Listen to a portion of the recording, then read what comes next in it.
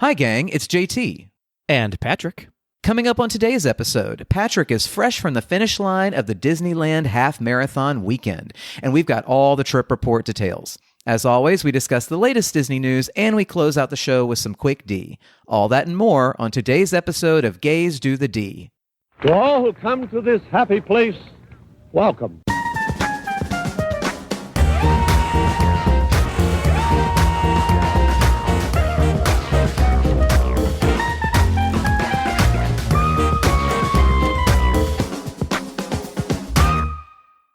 Patrick, did you come here for a pie, sir? Do forgive me if my head's a little vague. What is that? Bet you think we had the plague from the way that people keep avoiding. No, you don't. Heaven knows I try, sir, but there's no one even comes in, even to inhale. Right you are, sir. Would you like a drop of ale?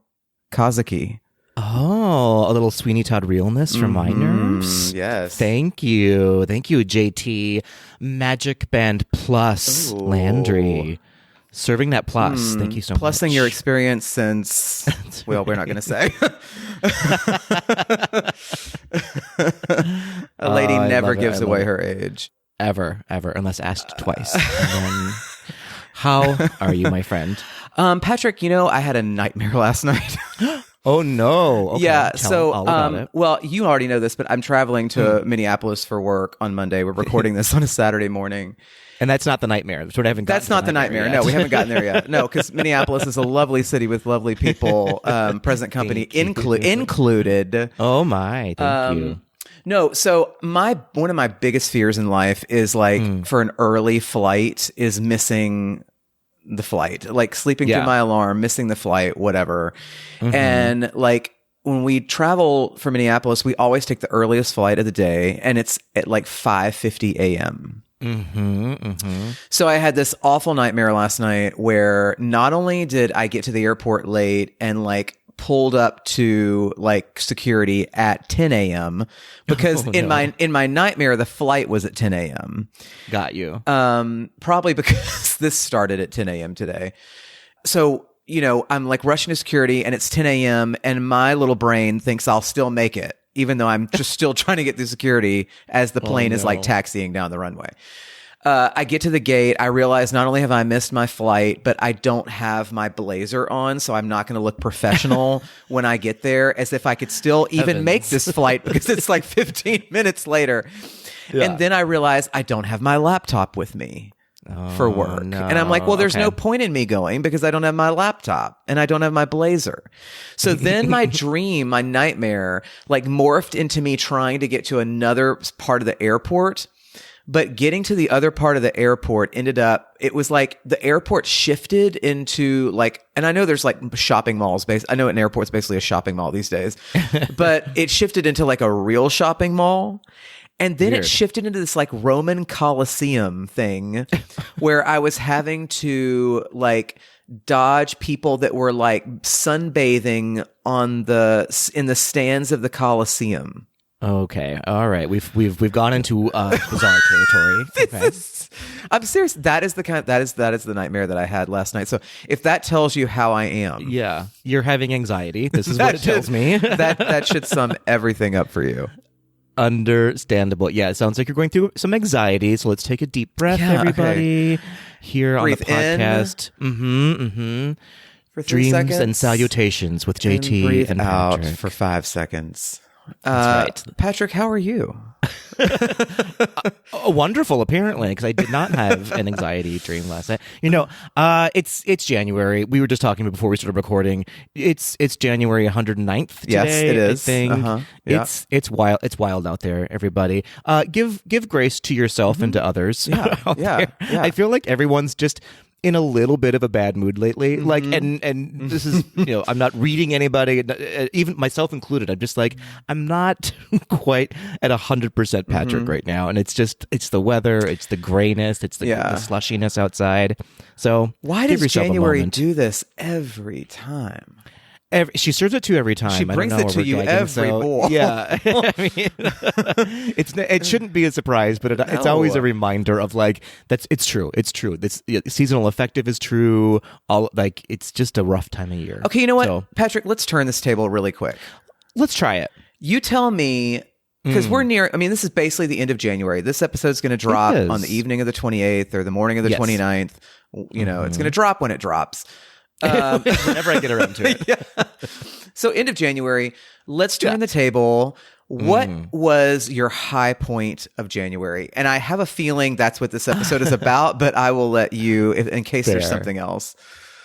The high point of well, I mean, yeah, I just got back from vacation in Disneyland, running the half marathon that has been absent from Disneyland for 7 years or so, and that was great. Seeing my friends, that was a nice little recharge to be not at home, not in Minnesota, in just a different state, a different time zone. You need those sometimes. You need a reset. So that was a good highlight for me. What about you? Do you have a highlight? Yeah, my highlight was a couple weeks ago. I went with a couple of good friends of mine to New York. Oh, yes. Now, course. it was very cold, but it's very cheap to go to New York in January. For those of you that don't know and want to go to New York and it feels cost prohibitive, January, even though it's cold, is a very good time. Flights are cheap. Nice hotels are cheap. You know, you pay for it and then it might be really cold, but I think it's worth it. We were only there for 2 days. It was like a booster shot in the arm of like joy. And we saw a couple of Broadway shows and had some great food and cocktails, and I love it. Yeah. That's great. Oh, I will say, last night we went and saw, Dan and I, my husband, went and saw Harry Potter in concert at the Minnesota Orchestra. What a great thing to do. Whatever orchestra is in your town, if they do these movies at the orchestra nights, go see it. It is amazing, incredible, magical, beautiful. It's a great time. So I recommend it highly. It truly is. Our National Symphony does those a lot here too. And I've only been to one. I really want to go to more. I went and saw Rocket Man with the National Symphony. Wow. So you had the symphony playing that great Elton John music, and Rocket Man is one of my favorite movies. And so we do the Harry Potter ones too. Which film did you see last night with the Minnesota Symphony? They've been going in order every year for the past however many years. As they should. So we're on Deathly Hallows Part 1. So we're almost done. That's my favorite. That's my favorite of the series. It's dark. It's it's a great film, but it's dark. Yeah. So seeing it with the orchestra makes it a little bit better. But, a little less like brooding. Yeah, although maybe a little bit more so because it's like the sound is so like lush that it really adds a lot to those really horrific scenes that are happening in the movie. Well, Patrick, I have to comment, before we move into like this week's, I want to take care of some business from last time. Oh dear. And Okay. No. Well, first of all, I did think about you all because last Friday, so we had 9 inches of snow here in Nashville a week, maybe a couple weeks ago. It was I never want to see a snowflake again. But Friday night, I was finally able to get out of my house, thanks to some friends that picked me up, and we went to see the Cher show. And I know that many of our Tweedles confuse me for Cher on this podcast consistently, but we saw the Cher show. Okay, great. And I sat there, I was like, this is like every impression that I do. It always does end up sounding like Cher. But no, I know there was a Cher mention on last week's episode or 2 weeks ago's episode. But I have to say, I have never been paid a higher compliment than when it was determined that I was the will of the group. You are the will of the group. Yeah. In so many ways. In the character and just willpower. Like it's true. You're referring to last week's Questions and Peter Panter's question. I am. Where we were asked which Will and Grace characters all 4 of us are. And we unanimously decided that you are Will. I feel like you and Kale really nailed it. With who was who. I think so. I think we did a good job. I think it was pretty well laid out, all of our roles within the foursome that we have going. Yeah. Well, you're welcome. You're welcome for your compliment. Well, I appreciate it. And some other old business. We need to thank all of our Patreons who joined us for our January happiest hour on Zoom. We do. I love doing those. And thank you for hosting it. We're sort of going through a rotation now of like one of us takes charge of it, and you let us in some really fun trivia. And true to JT form, the trivia was above everyone's heads. We were all like, you're too smart for us. We don't know. We had a great time though. So thanks for joining us. Join us on the next one. They do happen monthly for all of our Patreon subscribers. JT, do you know the Patreon spiel? Can you walk us through how to join Patreon if you're not already a member? Well, I think there's a number of ways you can do it. You can hope for it. You can hope for it. Put it on your Christmas list. You can pray about it. That's right. You can send a pigeon. You can just put good vibes out there. Yeah. No, Patrick, you know what? I'm like drawing. I know this, but I'm drawing up. Do you want to do this? I've been talking so much. I really want to just let you struggle through it, kind of. But I mean, where would they initially go? What? Where would they go initially? You can see me just crumbling apart right now. It's true. Okay, here, I'll. You can go to gazedothed.com. There it is. That's the one. I was click like, on do we or do we not have a website? Yes or no? You can click on Gaze Do the D. I am so plugged in right now. This is my favorite. I am tuned in and turned on. This is my favorite. You can go to gazedothed.com. You can. You can click on Become a Patreon. Well, it's called Donate, but you're close. It's called Donate. That's French for Become a Patreon. That's correct. It's that's actually correct. a Donata. Mm-hmm. I guess that's Italian. This is my favorite day. So that's Italian for become a Patreon. And, and any amount is wonderful. As little as the price of a cup of coffee a day, you can adopt a Gaze Do the D co-host. That's true. And put them through college because they may not like the career they're in now anymore. Well, yeah, fair enough. But no, it really goes to helping us make this podcast as good as it can be, the best it can be for all of you Tweedles, right? Which don't consider this episode one of those good episodes. This is why we're asking for Patreon members. We're out of money. No. We need training. We need... No, it allows us to do prizes for you all and to make sure that we have the equipment to make this sound, our dulcet tones just ring beautifully and clearly in your ears. The fault is in our voices and not the sound equipment. Fair. What else? But any amount, we would love you to be a Patreon member. You get access to exclusive content, including invitations to our monthly happiest hours on Zoom. You also occasionally, when we do it, you get raw and uncut episodes. We need to do a raw and uncut episode. It's been years since we've done one of those. It's been 84 years. It's very true. We haven't had a raw and uncut in 50 years. It's true. There hasn't been a raw and uncut here for years and years. And of course, lots and lots of giveaways. We're just throwing prizes at our we just our literally cannot. We can't give them away. We can't give away our giveaways. It's true. Yeah, it's true. We can't. Well, because I forget to send them. Usually, that's why we can't give them away. But and also, Patrick, are there still medals available for our Gaze Do the D 5-year 5K? I'm so glad you asked. The website itself for the donations has expired, I believe, because we were only doing it through the end of the year. But we do have a handful of medals left for the 5-year 5K. So if you want one, just reach out to us on Instagram, DM us. We'll get some information from you. What we've been doing for a couple of our listeners is just sending them a medal and just asking them to please make a donation on behalf of yourself and Gaze Do the D to the Trevor Project. And then post about it on Instagram, and then we'll call it a day. Yeah. After we repost your post. After we repost your post and use your likeness on all of our social media. So thank you so much for that. But yes, thank you for being a Patreon to all of our Patreon members who are already Patreon members, and thank you for Patreon members to be. Past, present, and future. That's correct. All right, we are 27 minutes in. We have talked about zero Disney, I think, so far. What else is new? Where should we go next, JT? You know what, Patrick? Let's keep the ball rolling. And why don't we... Are you ready to celebrate good times? I'm always ready to celebrate, JT. Well, come on. Let's celebrate, because we have a lot of Tweedles celebrating. I'm so happy to see all these celebrations in January. Me too. We've got some great ones. Some great ones. Do you want to kick us off? Or do you want me to kick us off? Okay, you kick us off. I'll do it. Okay. I'm going to kick and stretch. I think we have a really special one to kick us off.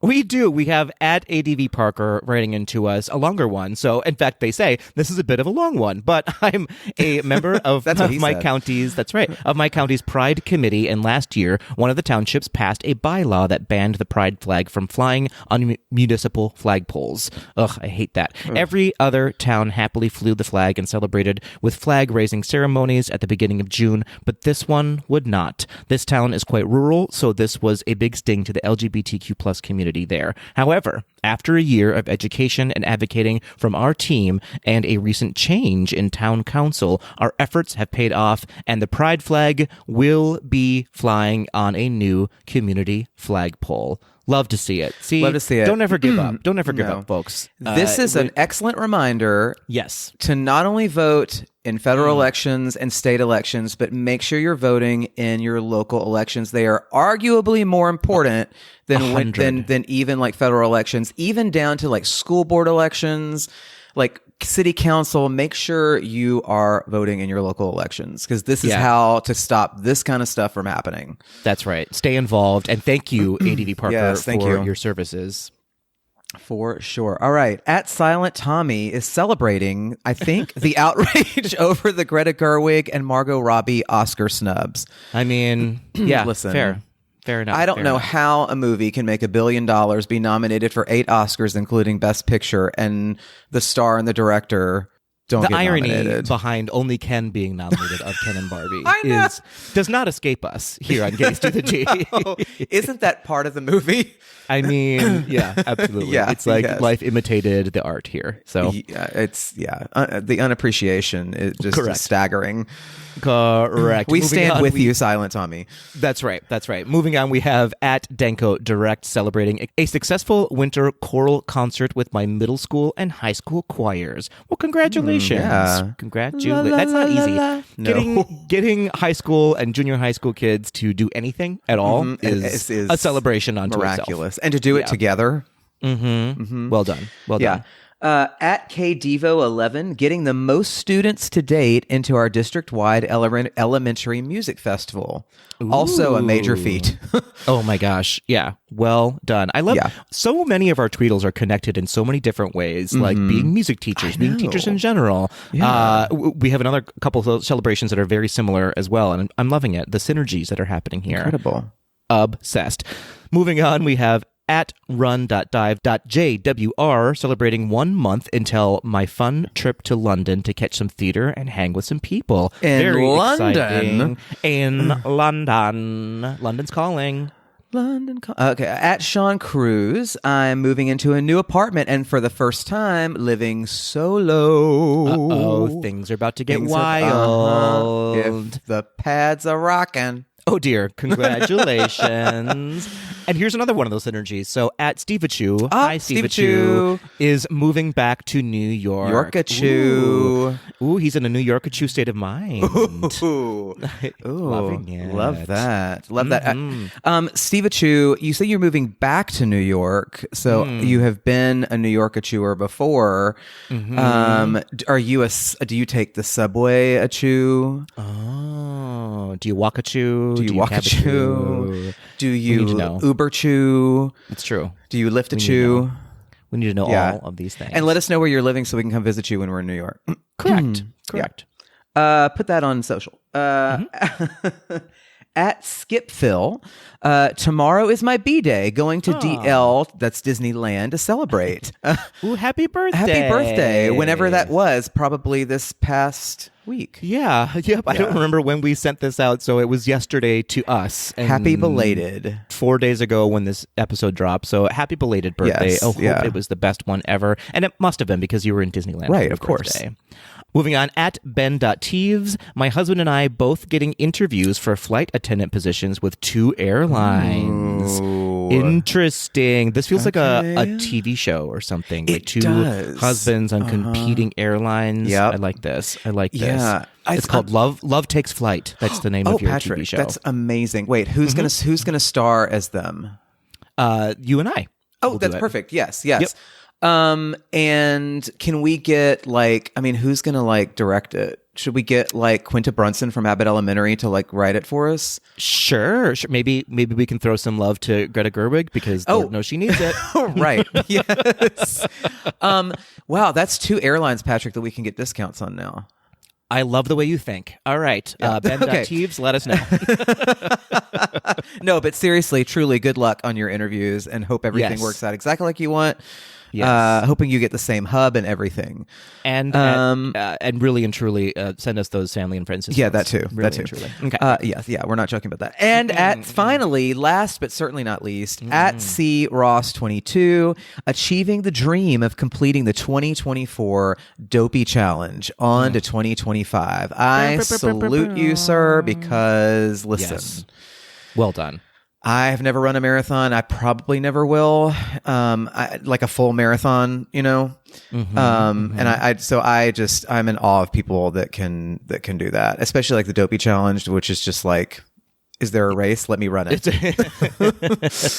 Yeah, incredible feat. Congratulations to you and to all of the runners from the 2024 marathon weekend. Well done. What an achievement, both mental and physical. It cannot be expressed enough how difficult that is. So well done to you. And well done to all of our Tweedles for celebrating and setting us your celebrations. We love you and we love to celebrate you. And Patrick, Yes. you know, that's not all we heard from our Tweedles this week. It's true. We have some listener feedback. It's been a bit since we've had some listener feedback, I feel like. It has. It has. Do Do you want me to read it or do you want to get into it? I would love to. Great. So this is actually also from KDevo11. He probably sent this in after he got his elementary music students all rounded up. Yes. Or maybe he listened to this while he was rounding them up for sanity. KDevo11 says, great episode, Kale and Patrick. To answer one of the questions, and I bet people will come for me for this. But the Disney character that can go away is I know. Figment. I mean, We can wake up tomorrow and not remember him and it would all be fine and dandy. I feel very attacked right now. KDevo, you 11, why don't you go, I'm going to need you to go ahead and delete this podcast from your feed. Yep. Delete us on social and delete us off your contacts. Yes, but please join us on Patreon at Yes. gayswithad.com. A reoccurring installment of whatever. An extra $5 a month, though, for this comment. Yes, a service fee has been tacked onto your Patreon membership. KDevo11, I think we just have a question. How did Figment hurt you?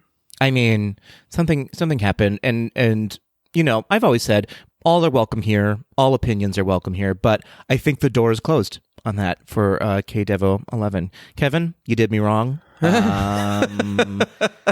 I foresee you owe me a beer next time I'm there in Orlando. That seems fair. A purple one. And I will drink it out of the Figment popcorn bucket right in front of you. Yes, I Just to prove a support point. this. In front of the Figment meet and greet. That's right. I'm making you go to the Figment meet and greet with me now as punishment. You're gonna have to sit in your discomfort That's right. and just think about it and process it. Yeah, you know what you did. Yeah, okay. All right. Okay. Well, thank you for your feedback. Thank you for your feedback. Appreciate you. Mean it. Oh, this has been a figment of my imagination, this whole segment. That's right. All right. Well, let's move on right. because we have to clean the slate from that We dumpster do. fire of opinion to this week. I'm gonna go take a in shower Disney- now. That's right. This week in Disney history, JT, Yes. are you ready? I'm ready. All right. Let's start with You may fire when ready. Retire when ready. 87 years ago, JT, on January 31st, 1937, this actress was born in New York City. Her live-action credits include The Shaggy DA, The Ugly Dachshund, Blackbeard's Ghost, and The Adventures of Bullwhip Griffin. And of course, JT, who couldn't remember her role in The Lion King 2, Simba's Pride, as the voice of Zira? Which actress am I talking about? That's perhaps what she is most known for. Most notably. On which were- we did a full episode on, by the way. Yeah, of oh God. The Lion King 2, Simba's Pride. Look back. It's a great one. Oh, it's worth it. This would be none other than the incomparable Suzanne Pleshette. You are absolutely correct. Ding, ding, ding. I had a feeling that you would be the only one of our hosts who would get that correct. I can almost guarantee you. Actually, no, I would stake some money and my life on it. That's right. That's right. Yes. That's right. Most people know her.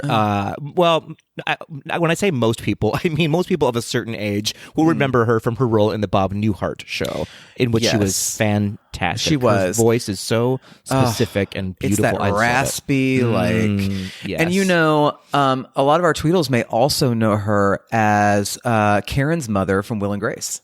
Oh, true story. I forgot about that. Yep. Well done. And like maybe one episode or a couple of episodes. I think there were two. There was one where she was wanting Karen to do like one last like swindle or whatever with her, and then there was another one. Yeah. Yeah. And there was one where Karen gave money for Grace to redo her, like remodel her apartment, but then she decided to sell it and open up McDonald's in Tokyo because it had always been her dream.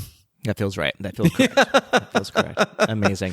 Amazing. All right, moving on to our second piece of Disney history. Okay. 65 years ago, JT, on January 29th, 1959, this classic Disney movie premiered at the Fox Wilshire Theater in Los Angeles. The movie would take 10 years to produce from conception to final production due to a myriad of interruptions, including the production of Disneyland. It was nominated for an Oscar, but didn't win for Best Music/Scoring of a Motion Picture. Which movie am I talking about?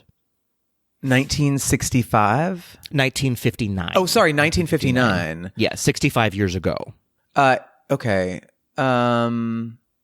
What's Sleeping Beauty? It was Sleeping Beauty. Yes. Indeed, it was. Ding, ding, ding. So, fun fact, the castle in Disneyland was named Sleeping Beauty Castle due to publicity for the movie itself. It was originally going to be called Snow White's Castle in Disneyland, but because the movie was taking so long, they were basically opening the movie and Disneyland around the same time, so they decided to call it Sleeping Beauty's Castle instead. And did you say the Oscar nomination was for Best Score for a Motion Picture? Yes, Best That's Score. Fascinating, since part of that score was composed by a dead person from the 1800s. It sure was. It sure was, the majority of it, but there was a lot of underscoring. There was. That's true. That's true. Our compliments to Tchaikovsky. Yeah. Well done, Tchaikovsky, and the stolen music from Sleeping Beauty. But that is one of my favorite animated films. It is so beautiful to watch. It's so beautiful. We should do. Have we done a take two of that one? I can't remember. If not, we need to. I don't know. Sign me up for that. Yeah, it's a gorgeous, gorgeous, gorgeous film. Is. All right. Well, that was This Week in Disney History, JT. I think that concludes our opening segment until we get into the news. We'll be right back after this. After these messages, we'll be right back. Yes.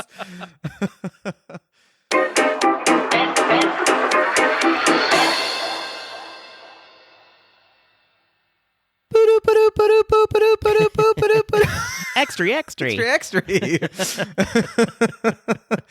Oh, Patrick, are you ready for some news? I am ready for some news and some rumors, JT. Yeah. Let's kick it off with a rumor. Let's kick it off with a story that may or may not be true. How about that? Has it. Rumor has it. Okay, so there's a rumor, Patrick, that Disney is phasing out Spirit jerseys due to high production costs and replacing this offering with new, quote unquote, Celebration Crew sweatshirts. I just did like I'm actually still doing them, and I can't stop the quotation marks in the air quotes. That's what it is. I mean, first of all, I should note that Spirit Jersey, first of all, I didn't realize this until I was researching this, but Spirit Jersey is kind of like Kleenex in that how are Spirit jerseys like Kleenex? It is an actual like company name. Like it is a company called Spirit Jersey. Okay. But it's become like the name for, just like Kleenex is a brand name, but it doesn't matter if you get Puffs or, whatever, like you call it Kleenex. Sure. Yeah. Right. Yeah. But like they're actually just tissues. Tissues. They're tissues. Yeah. Tissues for your issues. But no, so I didn't know that. But it is a brand that Disney has partnered with in the past to make these Spirit jerseys. They're not doing this themselves. Do you have a Spirit jersey, don't you? I have several. You have several, yeah. Jerseys. I have love still. them. I know, and I every time I go to the parks, as I'm like gearing up to the parks, I think like I want to get a Spirit jersey. It feels like I should have a Spirit jersey. I should wear them. You know, I like how they look on other people. They look very comfy. They're oversized. They cover a multitude of park food sins. They do. They do. Yes. And there's every time I see one that I like, it either sells out, and then I think I go to the park and I'm like, I'm going to find one that I like. I'm going to search high and low. Yeah. And then I never find one, or I get one that I kind of like, but I'm like, do I want to drop $75 on this? That I'm probably like, when am I actually going to wear this in real life? Yeah. You know, because I can't wear it to work. So I don't know. I've never taken the plunge. I have tried them on, and I feel like they look better on the hanger than they look on me. Oh, okay, fair. Okay. You like them though, right? I love them. I think they're super comfortable. Here's what I do feel about the Spirit jerseys though, is that they've Disney watered them down a lot in that they were very special at first. They were like, we're only selling this color blue for so long, and then we're moving on to a different color, or this is the Pirates of the Caribbean one, and it's only going to be around for a little bit. And now you throw a rock and hit 18 Spirit jerseys, and they're just not as special as they used to be. I feel like every once in a while they come out with a really beautiful one for like the 100th or for whatever it is. Yeah. And I can see why maybe it's becoming more expensive for them, but it's because they keep making new ones constantly. And it's like, just go back to the old, just make a couple of them at a time for a year. And then, I don't know. But people love them, so I'm surprised that they're going away with them. The one that I really regret not buying was at D23 in 2019. And they had a special edition Dapper Dan's sure. jersey, and I had the opportunity, and I let it pass me by. I let the parade pass by. Your fingers. Oh no. But anyway, so the Celebration Crew shirts that there's rumored to be replacing Spirit jerseys with do also have, because there are some that they have actually out today. They do have like Walt Disney World or like Disneyland printed on the back. Sure. Like I think there's a Stitch one. But anyway, we should Tweedles, tell us, do you like Spirit jerseys? Do you indulge in them? How do you feel about Disney potentially phasing them out? Yeah. Is that like a moment of panic for you, or is that or is that a moment of relief for you? Fair. Let us know. You know, I just not to. This is it's a rumor, so we don't even know if it's a rumor. But like, I will say, like, I'm fine with things phasing in and out. Like, it's okay. I do love the Spirit jerseys, but it's like, it's Disney. Like I said, I think it's just too watered down now. So it's nice. Just like do something else then. If you're running out of really good ideas and just putting everything on the wall, then do something different. And I think that's what they're doing, which I'm fine with it, I guess. Make a comeback, like maybe like in a few years, like Cher.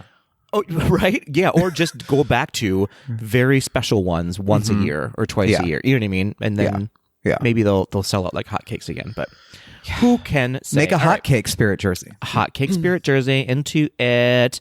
All right, moving what you got for us, Patrick? Right along. I have a very different story for you within Spirit jerseys, JT. A recent SEC report was released showing Disney's CEO Bob Iger's CEO to median employee compensation ratio. What does that mean? It's finances, basically. So the report showed Iger's compensation ratio at 595 to 1 for fiscal year 2023, meaning that Iger's annual compensation was 595 times more than the median Disney employee, which is quite huge. Is it surprising? No. But is it, an extravagant like disparity between one and the other? Yes, it is. So a few things to consider. Just remember that the median is not the same thing as the average. The median number is the midway number when you take all of the annual salaries of the entire global workforce within Disney, with half of the salaries being above this number and half being below. So the median salary in Disney was determined to be $54,010 a year. Iger's salary, which includes salary, stock, incentive plans, pension, insurance plans, and equity grants, was $32,123,717. So, also notable is the median Disney employee with a salary of around $54,000 generally refers to a full-time hourly employee within the parks division with roughly 12 years of tenure with the company. And then one more thing to add on top of this to consider is that, yes, of course, this is a high ratio of 595 to 1, but it isn't inconsistent with other top CEOs around the world. In fact, Apple's Tim Cook's ratio is much higher at 672 to 1, with Cook's salary at $63 million a year. Boy, JT, thoughts on all of this, on the on the release of this information? Well, I think Bob Iger can buy all the Spirit jerseys he wants. Agreed. He can afford that. Yes. I mean, this is like, I mean, I think, I've worked for corporations, and I mean, it feels like this is pretty, I mean, this doesn't shock me. No. Yes, that's a huge discrepancy. I think that's part of our problem today as a society is the gap seems to be widening, between, the 1% and the rest of us. Yes. Yeah. But, I do think, I think it's always been known that Disney tends to they've always kind of historically underpaid their staff, right? Yeah, I think it's interesting when you really break it down and think about that $54,000 a year salary is the middle income. So when you really break it down, over half not over half, exactly half of the company are is making less than that. Yeah, is making less than that. Which, when you consider, this goes from every single job within Disney around the world when you're employed by Disney. So yeah, it's a huge discrepancy, but it is not, as I said, inconsistent with any other company around the world as well. No. And there are so many people in that half under that 54 that are just, everyone is working incredibly hard, right? Correct. Everyone from, if you're working at Disney corporate in Burbank, or if you're passing out trays at Casey's Corner, you are working your butt off, right? Absolutely. It's one of those things where it's like these companies have billions of dollars, and you think well, how can you not pay your people, what they're worth? But, yeah. Tim Cook can buy a bunch of Spirit jerseys too. He can maybe actually buy more than Bob Iger can. There you go. Yeah. Anyways, just some food for thought. Yeah. I thought that would be an interesting story for everyone to, and it's important to know this information too when you're investing in a company, to know what the CEO is making. I think it's important knowledge. I think it's also important to note that all of our co-hosts have a 0 to 0 compensation ratio. We're at actually 0 to 100 based on if you consider our Tweedles employees of the company. Yeah, because we give away so much stuff. That's true. That's true. Our listeners are making far higher than we are making. Well, Patrick, we have one final story this week. This is news. Nominations for the 96th Academy Awards were released earlier this week, and the Walt Disney Company earned 20 nominations total across their companies, their brands. Searchlight Pictures, which is one of the film studios they acquired as part of the 20th Century Fox acquisition. Their movie Poor Things with Emma Stone and Mark Ruffalo and Willem Dafoe garnered the most of those 20 with 11 nominations. That's the second most for any film this year.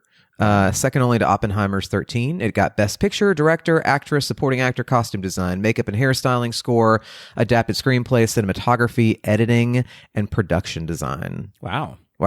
And it has a pretty high chance to win at least some of these, including Best Actress for Emma Stone in a pretty tight race. The creator from 20th Century Studios, which, guess what, also came with the 20th Century Fox acquisition, scored sound and visual effects nominations. National Geographic garnered a nomination for documentary feature for Bobby Wine, the People's President. I have never heard of this before. I'm so sorry. Fair. Do we know who this is? I do not. Okay. I guess I should watch the documentary and find out. Yeah. Pixar scored an animated feature nomination for Comeback Story of the Year, LN, GDTD fave, Elemental. Yes. Searchlight added to its Poor Things nominations with a nomination for Best Song for The Fire Inside from, wait for it, Flamin' Hot. Mm-hmm. Yes, that's a story about flaming hot Cheetos. I hear it's really good, actually. Yeah, I actually have to, yeah. And that is written by, wait for it, Diane Warren, who is getting her umpteenth, Oscar nomination and is yet to win. She has an honorary one that they just gave her to be calm down. And also Searchlight also got a nomination for documentary short for The Last Repair Shop. Marvel Studios received a visual effects nomination for Guardians of the Galaxy Volume 3. Well deserved. Lucasfilm got John Williams a score nomination for what is probably his final score. And for Indiana Jones and the Dial of Destiny, he actually broke his own record. This is his 54th nomination. He's the most nominated living person and the oldest nominee ever. Wow. Right. Disney branded television and Disney Plus got a documentary short nomination for, I'm going to just absolutely destroy this pronunciation. I want to say Nene and Waipo. Sure. Or Nai and Waipo. I don't know. Other than that, last one, it's interesting to note that Disney branded films scored no nominations for actual Disney branded content, including a miss for Wish for animated feature. Yeah, the Wish thing is interesting. Like, Disney has always struggled to get awards attention for live action films. They've just never been seen as like, you know, their live action films are never really seen on that kind of like pedestal. Sure. But their animated films usually like crush the competition when it comes to like, you know, often song, a lot of like, you know, animated musical score wins in the past and animated feature, of course. But Wish, like, which was their big animated film to like celebrate Disney 100 and I thought was quite good, did not get a nomination. I'm surprised that it didn't even get like a best song nomination or anything around. But you know what? Maybe we missed the mark on this one. Maybe our opinions were clearly not of a higher caliber as the Academy. I still like it. I don't care what they say. I don't even care. I don't care. Have you seen any of these other films that got? Well, you've obviously. I know you've seen Guardians and Elemental. Have you seen any of these other films like Poor Things or? I haven't yet. I've been really bad about going to the movies lately. And so no, I haven't seen any of them yet. Have you? That's okay.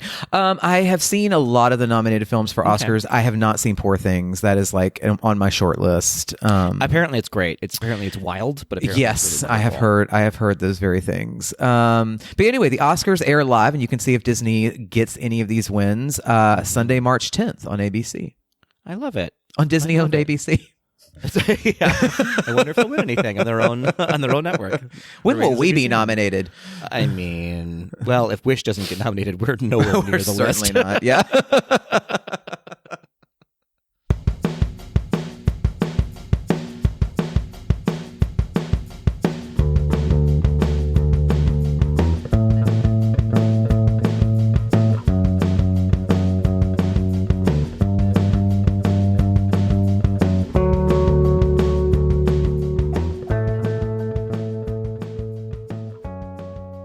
She's a runner. She's a track star. Patrick, you are fresh from the finish line. Fresh back from Disneyland and the Disneyland half marathon weekend. And I cannot wait to talk to you all about it. Well, you don't have to wait because we're talking right now, JT. Oh, that's amazing. I'm so excited. That's right. Yeah. So was this, I have to ask, was you, I mean, I know it's been a minute since Disneyland did Run Disney events, right? It's been like 7 years, I think we said. Something like that. Yeah. Was this your first Disney, I know you've done Run Disney at Disney World. Was this your first Disneyland Run Disney event? It was. In fact, I don't believe there was such a thing as a Disneyland run when I started doing Run Disney. It was prior to that. Definitely. Yeah. Obviously, it was a big thing. And then I believe it was because of the start of making Galaxy's Edge in Disneyland that caused a lot of construction issues, and they just couldn't do it feasibly anymore for a while. And so it is now back for the first time someone's going to come for me, but I believe it's been 7 years. So it was, in fact, my very first Disneyland Run Disney event. Okay. Like, so what races did you do? Because I know because they do like the challenges, right? Like there's multiple races happening over the weekend. Yeah. So this weekend was very special in particular because they had the normal, the 5K, the 10K, and the half marathon. And they also did the kids races as well. Their challenge is the 10K and the half marathon, which is called the Dumbo Dare. I think the Dumbo Dare challenge. It's aggressive. It's a little aggressive. I have we have some issues with Dumbo and the problematic scenes within the movie. Yeah. So I feel like they could maybe use a different character, but that's okay. Is there another D character name you can use if you want to have Dare in the title? We have many Ds we can offer up, but so that was part of it too. So I did the Dumbo challenge, but then on top of that, a lot of the runners who were doing the marathon weekend, marathon or half marathon, also got their coast to coast challenge, which is back for the first time again in 7+ years, where they went and did that weekend, and then they flew the next weekend, literally the next weekend, to do the half marathon there in Disneyland. They got a special medal. Anyone who's doing another challenge, right? Yes, of course. And anyone who's doing a different challenge in Disney World after having run the half marathon at Disneyland will get a different coast to coast challenge. It won't be the same one that is within the 2 weeks. It'll just be a different coast to coast challenge medal. So you could do the Disneyland weekend, and then you could go do like the Princess half weekend. Absolutely, and get like a different. But you must get like a super special medal for doing 2 weekends in a row. That's exactly. All of the runners who got their challenge medal got a very specific challenge medal, and then I'll get a different challenge medal because my coast to coast will be the Disneyland one, and then the April springtime surprise run. Now, do you have to do the full Dopey challenge and the Dumbo Dare challenge at or can you just run one of the races at each? To get I believe it has to be a 10-miler or above. So you'd have to do the half marathon in Disneyland and then either the 10-mile in the Springtime Surprise or a half marathon any other time this year. Within Got to work for it. You do have to work for it. It's true. So you've done Disney World, Run Disney events. I have been there with you at the same time you were doing Run Disney events. Yes. How is it how was the Disneyland? And I'm sure it had to have been some ways where the Disneyland was different, a different experience from how was it? Tell me how it was different. It is different. Well, as anyone knows who's been to both Disneyland and Disney World, it's just a very different experience in general, the parks. When you're in Disney World, you're sort of in a big bubble, a Disney bubble, if you will. When you're doing the Disneyland one, you're in downtown Anaheim, and then you walk to Disney, Yeah. And so you're like, not there's in the the bubble. Denny's. Right, exactly. We can go to IHOP or we can go to Olga's Cantina. So you choose. Both are Why not both? Great. Why not both? Are great. So that in and of itself is a very different feeling. And so when you walk to the start line, you're not walking or taking a bus from your Disney hotel to the start line. You're walking from a Best Western to a parking lot across the street. Or whatever, So it's a little bit of a different feeling. Yeah. It's just it's not the Disney bubble that you're used to. It's still great. It's still lovely. They do the best that they can. But you're going through security, for a very specific reason because you're in downtown Los Angeles, basically, or Anaheim. Yeah. And it can feel a little less safe. I'm going to be very honest with you. And then the run itself. So as I said, I did the 10K and the half marathon. The 10K was beautiful. It was my favorite of the two by far because you're basically only in the parks before the lights come up, before the sun comes up, basically. So all the lights are just glowing within the parks. Everything is really beautifully lit, and you're in the park the entire time. The half marathon, it was a different story. So you're in the parks for the first 6 miles, and then you're running through downtown Anaheim for 7 miles, basically, with very little Disney-ness around you. When you're running the Disney World events, there's a lot more photo pass stops. There's a lot more characters along the way. There's a lot more bands and music entertainment and DJs. This was very sparse, I feel like, for the half marathon at least. There was a lot less Disney-ness involved. So 2 very different experiences, both Disney, both great communities, both, you saw a lot of the same runners that you've noticed from different runs before. So that was fun, but it is a different experience for sure.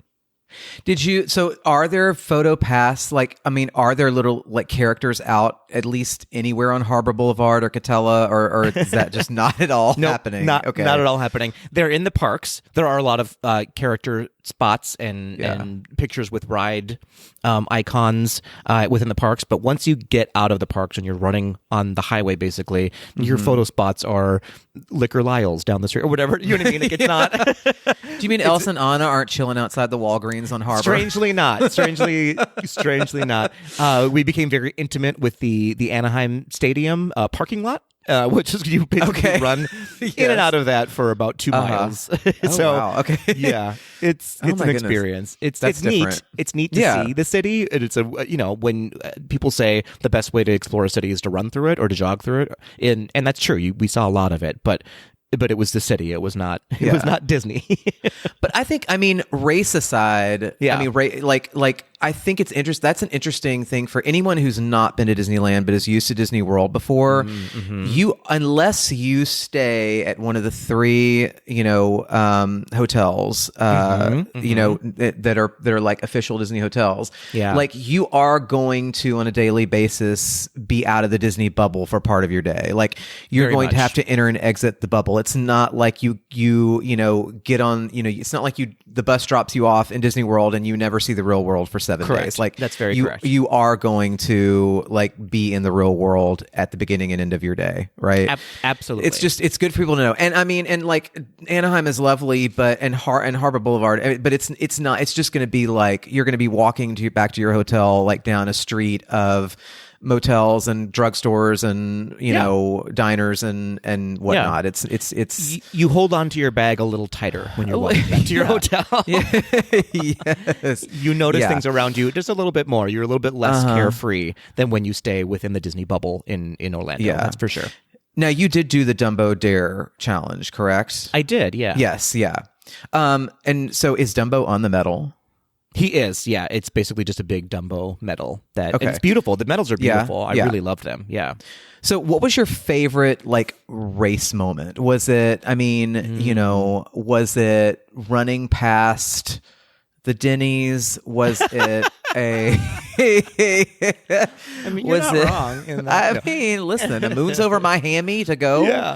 For sure. Or was it yes, no, but I'm sure it wasn't that. But what was your favorite race moment of the weekend? Well, as I said, I think the 10K was my favorite in general because you really are running through Disney when it's the most beautiful, which is when the sun is down and all the lights are just glowing. Running through Pixar Pier with the Mickey Mouse Ferris wheel in the background, just stunning. It's absolutely visually very, very beautiful.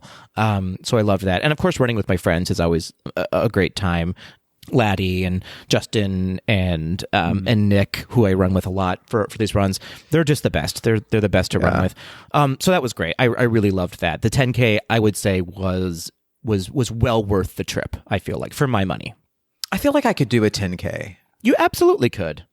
I've done 5K. I feel like I've done a 5K. I could do a 10K. You could absolutely, with us, you can absolutely do a 10K. Okay. We don't run to win. We run to just enjoy the time and look at everything and chat and just our goal is to complete, not to win, obviously. I love it. That's always my goal. Yes, in so many ways. Yes. What was do you have a favorite and we'll get into a lot of the other experiences you did over the weekend because we never really get to talk Disneyland as much as we would like on this podcast. It's true. It triggers Kale. But what was your favorite non-race moment, your top non-race moment? Oh, good question. Yeah, Kayla's he's skipping this episode altogether, for sure. Disneyland next. Nope.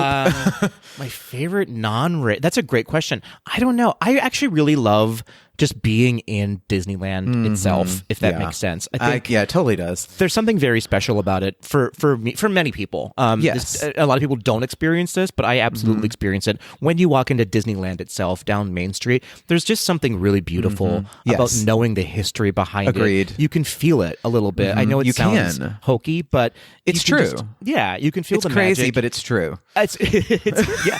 You just going to places and knowing that Walt Disney was here. Walt Disney stood here and looked at the park the way I'm looking at the park. Walt Disney watched all this beautiful family get-togethers happening and you can feel that spirit if you really take the time to notice it and to really relax into it. I know exactly what you mean. That's exactly what I feel every time I go. Yeah. Have you ever done the Walk and Walt's Footsteps tour? I haven't. I wish. I regret not doing it. There's still time, so I will. You could still do it. Yeah. I highly, for anybody that's not done that tour, I highly recommend it. Yeah. The feeling that you were just talking about, you will feel like to the nth degree, like in that. I mean, not only just because the tour includes being able to go up and spend time in his apartment above the fire station. How incredible. Which is just incredible. I mean, you can see it's just beautifully kept up there with like the original furniture that is in the living room, and they take you and you can see the bedroom and the bathroom, and it's very like mid-century, like 50s, and it's very, very well preserved. But even beyond that, you know, if you've ever done a Disney tour, like you'll get those little audio pieces, and so some of the tour, at least for this tour, some of it is the guide actually talking to you as you walk through the park. But then you'll stand in specific areas, and with the audio, it'll actually cut to Walt Disney talking. Oh, wow. And That's so cool. you're walking through Disneyland, listening to him talk about what you're looking at. And there's a moment where you stand in at the hub and you're facing the castle, right? And the audio in your ears plays his opening day welcome speech. And it is very like, I get chills like actually right now, like thinking about it. I haven't even done it. It's a very like, it's like an emotional, it's a very like special moment. Absolutely. I highly recommend that tour. It also comes with lunch, and I've never turned down it's not free lunch because you're definitely paying for it. Yeah. But that you do get last time when I did it, you got like a lunch from Jolly Holiday. Oh, lovely. I love the Jolly Holiday.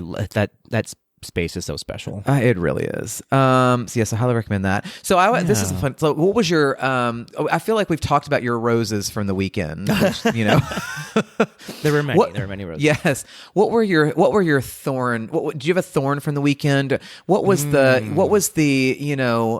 spindle needle that pricked your thumb and put you to sleep? Interesting. I will say, so going back to the races themselves. Yeah.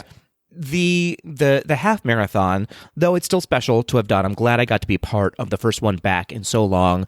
That was a great moment to be a part of. I didn't love the course, as I sort of alluded to, because it was the park for the first 6 miles and then 7 miles of just highway, which I get.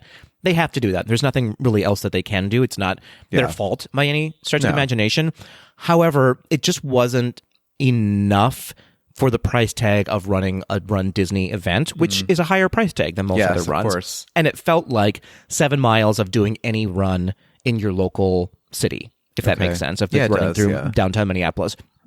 Which is great. I mean, it's totally fine. But when you're paying the dollars to do a Run Disney event, it was like, there will be dinosaurs on this dinosaur tour eventually, won't there? You know what I mean? It was just I didn't see a lot of Disney in this one. It was half Disney, half not Disney. So that was a little bit of a bummer. Okay. I imagine maybe they have some kinks to figure out. I imagine it's very difficult to want to put any Disney IP, as you said, in front of CVS or in front. You know what I mean? You don't want Disney doesn't want those photos out there. Maybe you know at the coffee bean and tea leaf.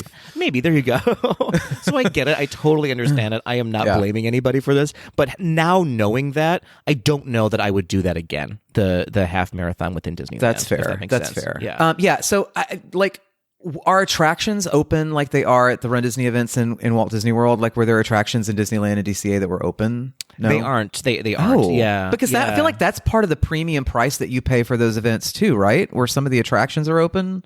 Like while you're running, you mean? Yeah. That you can go on them? Yeah, they at least not that I saw. I mean, if they were someone. Did I make that up? Isn't that a thing? No. In Disney World, when you run the marathon, usually maybe the half marathon too. But if you're a fast runner in the marathon, I should clarify that, and you're ahead of everybody, then they do often open like Tower of Terror or Rock and Roller Coaster sometimes because it's towards the end of the run and they have the time. My to do body it, but could never. Like I wouldn't in the middle of recover. running a full 26 miles, No. and then to let my body be dropped up and down for 2 minutes. No, Absolutely not. Absolutely not. But again, though, Disneyland just doesn't have the real estate that Disney World does. And so there were many traffic jams, even within the parks themselves. So I imagine sure. opening an attraction as well would cause even more congestion within the park. Yeah, because if you've never been to Disneyland, I mean, the walkways are a little more compact. Yes. Than they are at Walt Disney World. Everything's more petite. Yes. I love Fantasyland. It's like that special feeling of Fantasyland with all these really original attractions, but it is in a teeny tiny living space, and so living space, yeah, you're very cramped there, but it's beautiful. Did you have a favorite meet and greet? Because that's what I would love about the events is like stopping for like the special character meet and greets that you might not like, the special characters that aren't always out. Did you have like a favorite that from the weekends? Along the race courses? Not really. We didn't stop for a lot of photos. We saw a lot of characters. This time around, unless I'm wrong, it didn't feel like there was anything different than we would have seen in Disney World's Run Disney courses. There were not really. There was a lot of birds were out. Disney birds were out for that's for the the theme. Donald That's for the 10K. Well, it was the Donald Duck was that's sort of the theme. Donald and Daisy were the theme for the 10K, and so a lot of I feel like Darkwing Duck was out, and maybe some really random old Disney bird characters were which How was foul. cute. It was neat. Yeah, they tried Our to foul theme it. friends, yeah. For our foul friends, it's true. So that was fun to see. Clarabelle Was Cow Archimedes out there? was out. Clarabelle. I Icon that she did is. shout out to Clarabelle. I was like, "You better work," and she started Yes. voguing on. It was amazing. Of course she did. She was incredible. Can we talk? Can we just like aside? What was the moment? I mean, she's always been this way, but when did we all recognize? When was the moment that everyone collectively recognized and decided that Clarabelle was an icon of the LGBTQ plus community? I feel like I can pinpoint it down to when they let her do Mariah Carey's "All I Want for Christmas." That would do it. That really sealed the deal. That would do it. And Clarabelle Cow being a gay icon for sure. I mean, she's really leaned into it. Heavily, both Clarabelle and I would say Daisy Duck. Daisy is too, yeah. very into the sassy. I mean, but Clarabelle Daisy's Cow always been sassy. Yeah, But like, I just was like, when did that happen? I mean, I'm Clarabelle here is for now it. a drag queen. I feel like. I think so. Yeah. Please welcome to the stage. You know. Absolutely, Yeah. absolutely. Okay. Anyway, non-race related, like there were here's what I love about Disneyland when we're talking about characters is in Disney World, which had its own level of comfort for character meet and greets. You know where the characters are going to be at all times, and you get in line or you make an appointment to see them basically. In Disneyland, they were just walking around. They I literally had several moments where I turned around one day and Tiana was right behind me. And I did a gay gasp, and she was like, "I know." It was hilarious. I would have died on the spot. It was. I did. I was then at a loss for words when I did a gay gasp, and she just goes, "I know," and it was the best. It was the best, and you'll see that all the time in Disneyland. You'll be walking, and all of a sudden, Aladdin's behind you, or Winnie the Pooh is behind you. It's crazy. It is wild. I mean, it is another thing that makes that park so special. Agreed. And worth experiencing. If you haven't before, for sure. There's just, and I don't know why. I don't know if it's because Disneyland is a little more laid back and that you have a lot of locals who are used to a lot of that, and so there's not the there's not the anxiety around everybody having their one-time trip, right? So I That's think exactly right. There's a little bit of a more casualness, and I guess that lets the characters be a little freer and looser in the park. I think when you allow for the accessibility to the characters, people will adjust accordingly, and they won't freak out when they see the characters. Yes. Whereas in Disney World, like you said, you have, this is my one chance to meet Aladdin, and so I'm going to stand in line for several hours to meet Aladdin. Yeah. Whereas in Disneyland, they're very accessible. They're just right there for you. Where I always feel like both are amazing and magical. If you think of Disney World as sort of like your holiday setup within your home, it's like, that's Disney World. That's a great way to look at it. But Disneyland is like your favorite ornament that you take very special care of. Do you know what I mean? And I think that's love like that analogy. The way I differ the two, and one is just like all encompassing, and one is very special and and it's truncated a little bit, but it's very delicate and beautiful, and you should treat it as such. It's like a beautiful little jewel box. Yeah, absolutely. Yeah. I love the analogy of like the ornament versus like your entire village. Setup. Yeah, like village. Yes. Yeah. I like that. Yeah. Well, tell me. We've talked a lot about the races. What are some other fun things that you did over the weekend? Like, did you go to any restaurants that you had not been to before? Did you try any fun new cocktails? Several many. Yeah, of course we did. Yes. Of course we did. Lots of eating happened over the weekend. We went to one of my favorites, Carthay Circle. It's just always a joy. I love Carthay Circle. It's just so beautiful. It's so lovely. There's so many, just for the ambiance alone of like all of the photography that you can't see anywhere else. Basically, it's just sort of on display here in Carthay Circle. Is great. It's a high price tag, I will say, but it does warrant it because the food is so good there. What do you prefer, Carthay Circle in DCA or Hollywood Brown Derby at Hollywood Studios? Oh, good question. Carthay Circle feels they're both so different.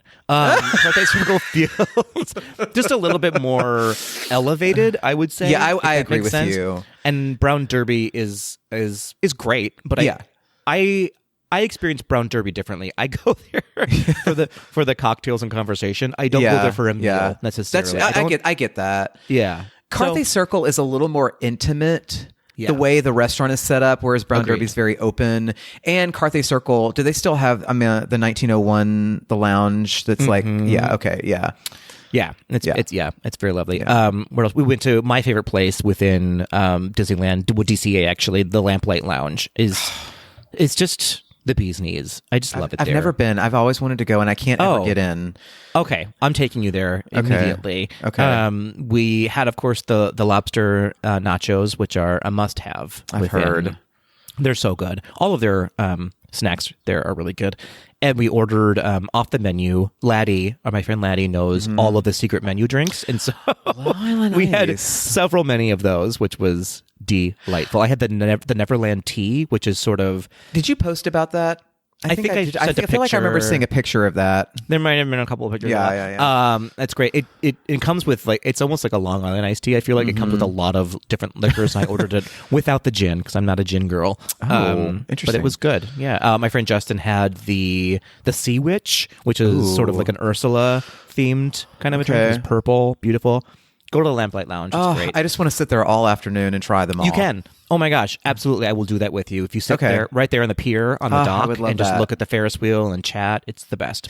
You're not the first person that's... I keep hearing about this, like these off-menu items. Like, I think it was our one of our Tweedles, Hibdande, who lives actually here. Well, he lives in the outskirts of Nashville. Yes. In the hoods. I see him out occasionally at the homosexual watering holes. Sure. And he was telling me, I believe, about the off-menu drinks that he gets there. Disneyland, a lot of their places have many secret menu items that they like to do, which is great. Love that. I corn dogged myself out by having 2 corn dogs on the trip, one at the Red Wagon, and then I tried on bequest of Ryan to have one at the Corn Dog Castle as well. So both corn dogs were consumed. I've had both. I don't know if it's just because it's in the hub at Disneyland, but I think Red Wagon is a cut above. I'm going to agree with you. I prefer the Red Wagon corn dog. It's crunchier. It's like cakier or something. But the corn dog has one was delicious. I will say. Yes. But it didn't taste dissimilar than a corn dog here at like our state fair, which is great. Yeah. It's wonderful. But the Red Wagon corn dog, it hits different. I think it just hits different. It hits different. Yeah.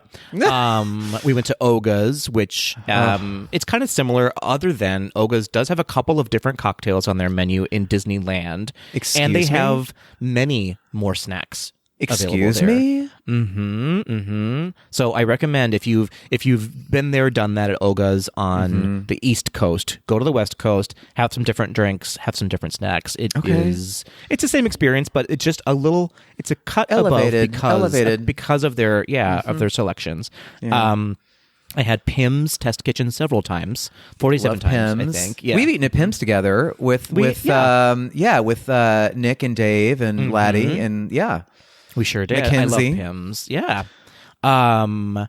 Yeah, I just love their drink, and their drinks rotate in and out a little bit too. Melanie was there too. If you see something, Melanie's several people were there me for not mentioning her in the original group of names. We had drinks when we were there. We did. It's true. So it's true. Who can remember? It's very true.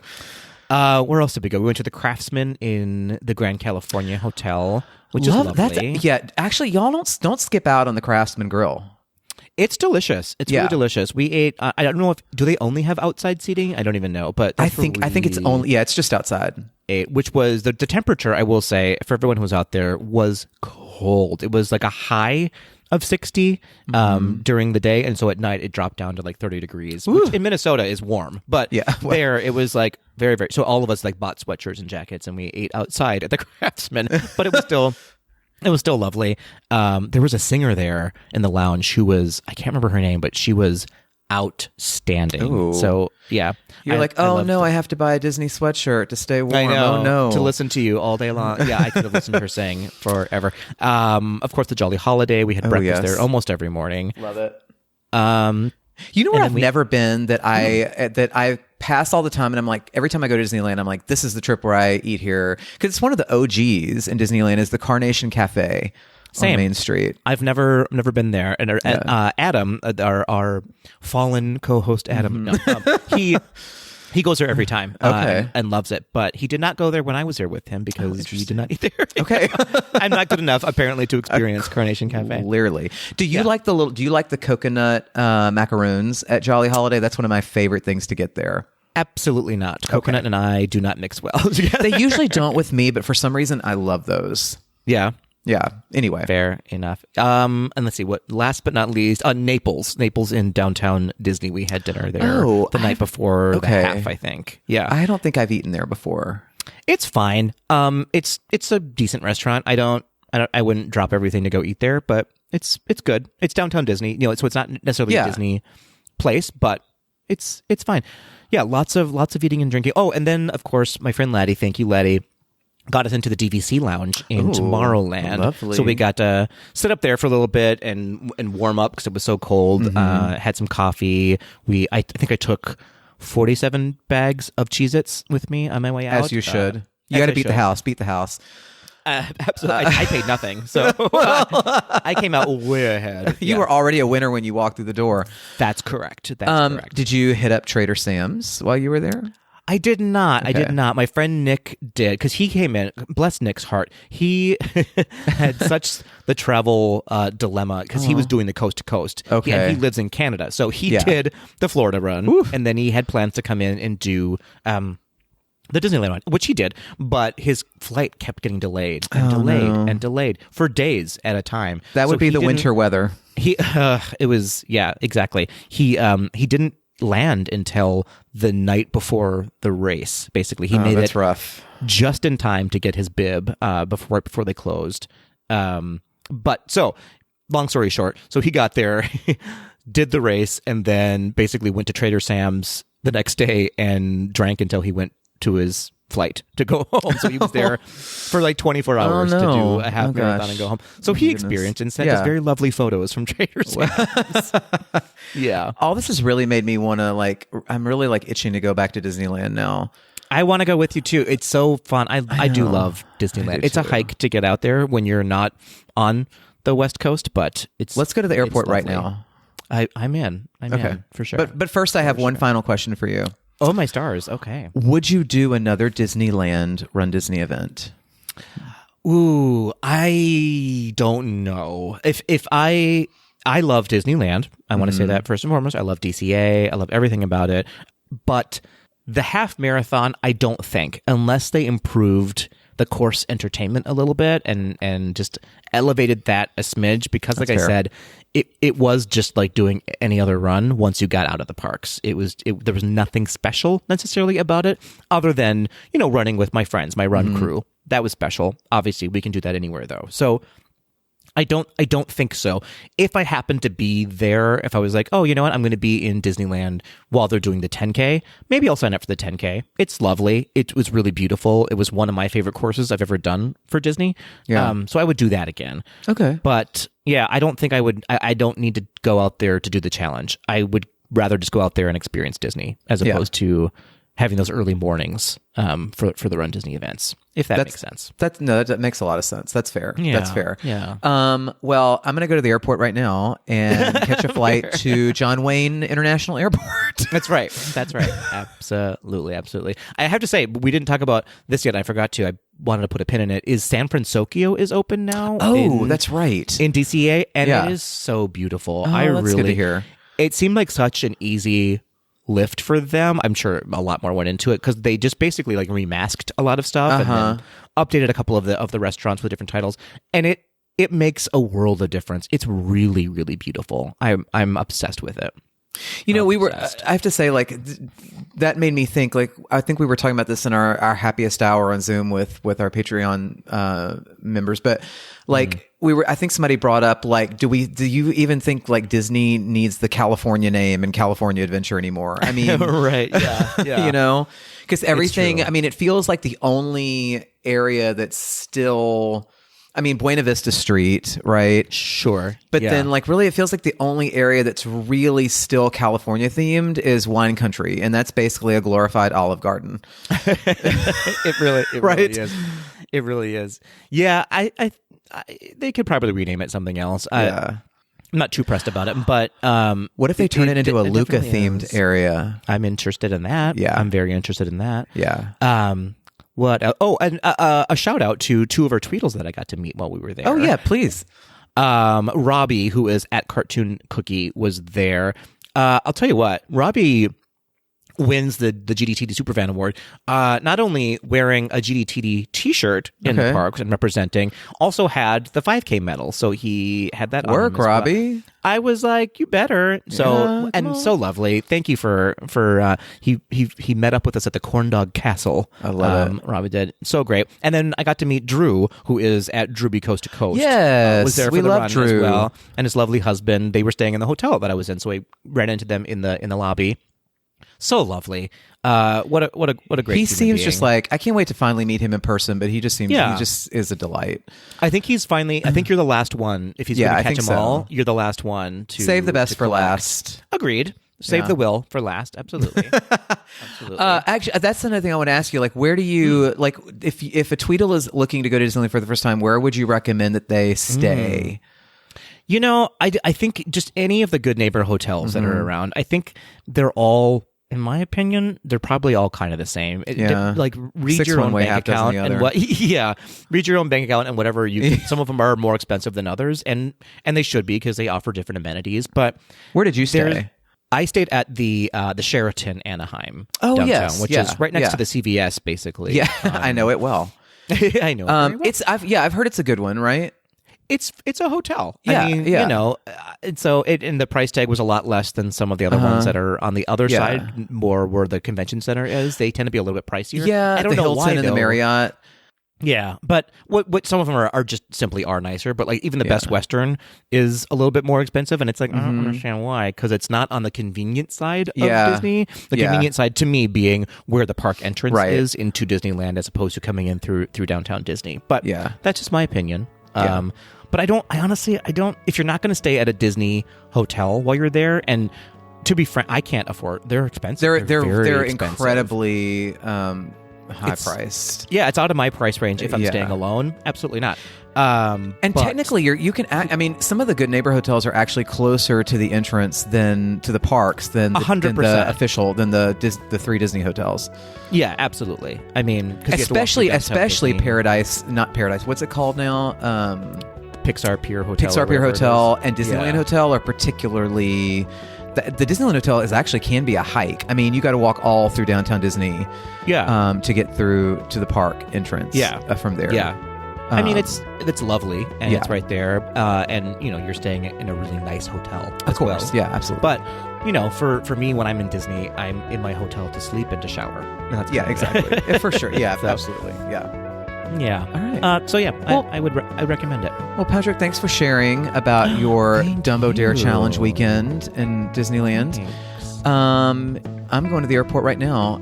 Actually, no, we'll do some Quick D and then I'll go to the airport. How about that? Fair enough. Got to fit in that Quick D and then the airport. Then I can relax at the airport. Priorities.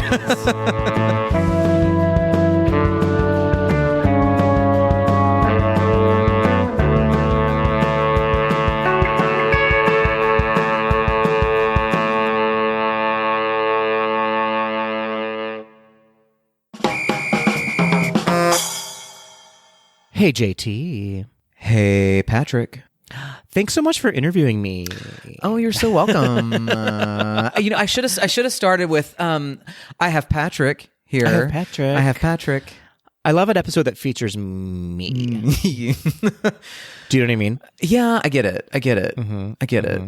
Yeah. Thank you. I mean, it's all about you. It is all about me. Although I will say, I know my friend Jack is going to be upset that I didn't say his name. So, hi, Jack. It was his first trip, by the way, to Disneyland. Oh, Jack had his Disneyland cherry popped. Oh, dear. Yeah, but indeed. It's true. Indeed he did. Indeed he did. Yeah.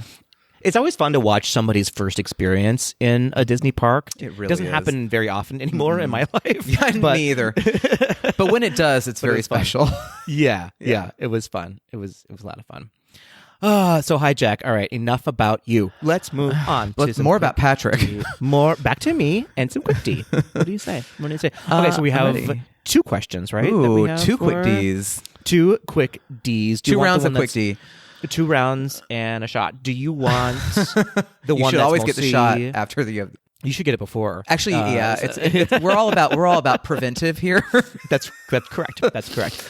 Do you want the question that's mostly about you, or the one that isn't mostly about you? I want the one that's mostly about me first. Okay, we'll start there from our lovely Kenny Cafe, asking favorite Disney adjacent book. This is mostly for JT because he's the only one who reads. The only one with an education. Wait, No. now what's a Disney adjacent Yeah, book? What does that mean? I don't know if that means like a book that's like about Disney, or a book that's like that a like Disney fan film fiction? is like based on, or like one of those young adult. You know what? I'm gonna give you just a selection to cover I'm all the serving bases. you. I'm serving you. I'm serving you options. I'm serving You you sure choice. You sure are. So I would start with. Actually, I'm just gonna give you a couple of books about Disney specifically. Okay. And I'll give you, I would say, there's a few I think that are pretty, I don't want to say Bible in like Disney history or whatever, because Sure. but I would say the Neil Gabler biography of Walt Disney, it's called Walt Disney, The Triumph of the American Imagination by Neil Gabler. Okay. Yes, it is a Queen. doorstopper of a book, but it is probably it's probably the definitive Walt Disney biography. Oh, my stars. Okay. And then if you want to learn about some of the behind the scenes of like, if you're interested in like Disney business and like the whole, the board takeover they tried, and the whole thing with the CEOs and Michael Eisner and Bob Iger, I would highly recommend a book called Disney War. Oh, sure. You've talked about that before. Yes. And then similarly, that's a little bit more positive. Just if you want, and there's some inspirational stuff in it. Bob Iger's memoir, The Ride of a Lifetime, is really good. And then if you want a really interesting behind the scenes history of building Walt Disney World, there is a book called Reality Land. Oh, cool. That is absolutely fascinating to read. You can't find it. You can't find it in the bookstores. You can order it on Amazon, or if you have an independent bookstore, they could probably order it for you. Support local. But Reality Land is what it's called, and it is absolutely fascinating. Love it. Fascinating history of. And then I also want to plug. This has been Quick D with. I know. Sorry. Listen, if you ask me for book recommendations, just get ready.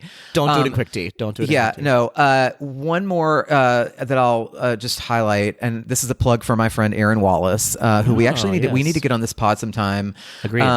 Aaron is an author and has written a couple of Thinking Fans guides to the parks, and there's one he's got, the Thinking Fans Guide to the Magic Kingdom. Start there; it's really fantastic.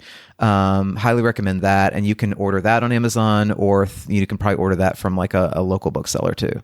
Love it. Love Yeah. it. I'm really loving the books that, and thank you, by the way, you got me for my the three of you got me for my birthday, the Disney 100. Yes. Like all of the, it's a retrospective of all the Disney movies, and it's really beautiful. Love that one. And I still need to order the, what's it called? Walt Disney in American Original by Bob Thomas is supposed That's to be a great one quite too. good. That's a good one. Now that is officially Disney sanctioned, so That's true. It's going to be a little whitewashed. Yeah. It would probably be interesting for you to read that and then like read the Neil Gabler as the companion and like kind of see the difference. Yeah.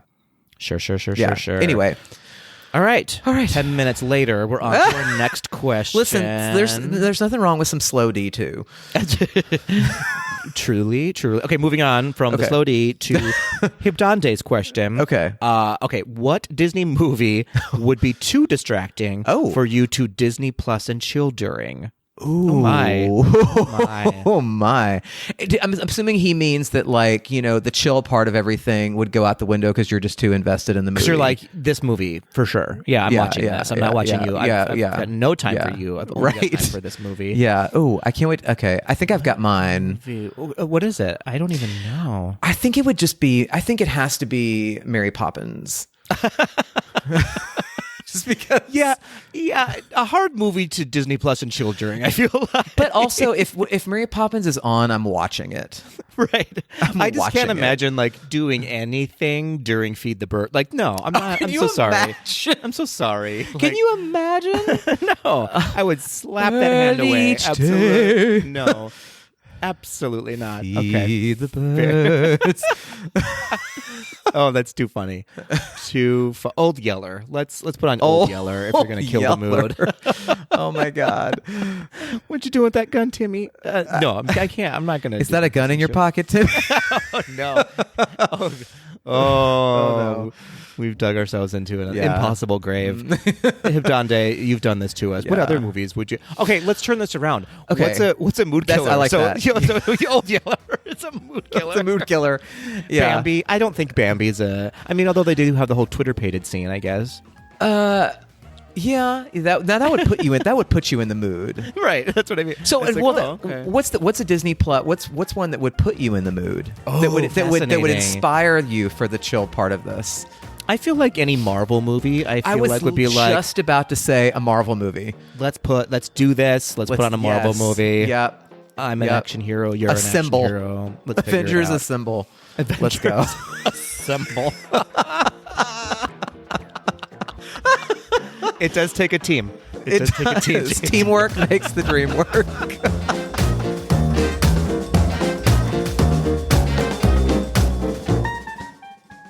That will do it for this episode of Gays Do the D. Thanks for listening.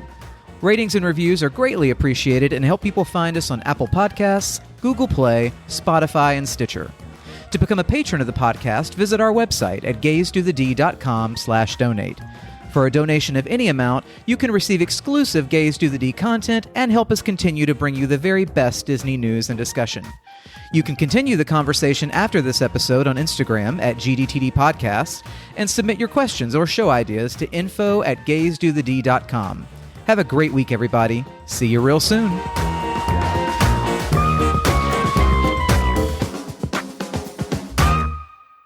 She's a runner. She's a track star.